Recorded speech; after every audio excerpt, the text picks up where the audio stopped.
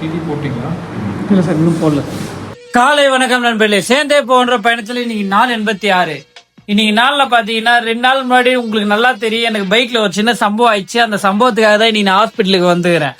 So என்னோட அன்பு உள்ளங்கள் நிறைய பேர் எல்லாருமே சொன்னீங்க, அடிபட்டுக்குது, டிடி போடு, நெகத்தாண்ட கண்டிப்பா சேஃப்டி ஏதாவது ஆகும், அதனால டிடி போடு அப்படின்னு சொன்னீங்க. அதனால இன்னைக்கு நான் டிடி இன்ஜெக்ஷன் போடலாம் தான் வந்திருக்கேன். ஸோ எனக்கு யூஸ்வலா பாத்தீங்கன்னா நான் ஜிம்முக்கு போறதுக்கு பிரைமரி ரீசனே பாத்தீங்கன்னா ஃபியூச்சர்ல ஹாஸ்பிட்டலுக்கு போக கூடாது, புரோட்டீனை இவ்வளவு கண்ட்ரோல்டா எடுத்து சாப்பிடறதுக்கு பிரைமரி ரீசனே பாத்தீங்கன்னா டேப்லெட்ஸ் எடுக்கக்கூடாது அப்படின்னு சொல்லிட்டு தான். ஆனா இந்த ஹாஸ்பிட்டல் இந்த மாதிரி இடத்துக்கு வரும்போது தான் எல்லாமே அப்படியே மாறி இருக்கும். அடிப்பட்டா ஹாஸ்பிட்டலுக்கு போவோம், மாத்திரை கொடுப்பாங்க, ஊசி போடுவாங்க, இது எல்லாமே நடக்கும். இது அன்பார்ச்சுனேட் கண்டிஷன் சுச்சுவேஷன். ஸோ இதை நம்ம எதுவுமே பண்ண முடியாது. ஸோ நீங்க ரெகுலரா வாக்கிங் போங்க, ரெகுலரா ஜிம்முக்கு போங்க, ரெகுலரா புரோட்டீன் எடுத்துக்கோங்க, நல்லா ஹெல்த்தியா சாப்பிடுங்க, ஹெல்த்தியா இருங்க.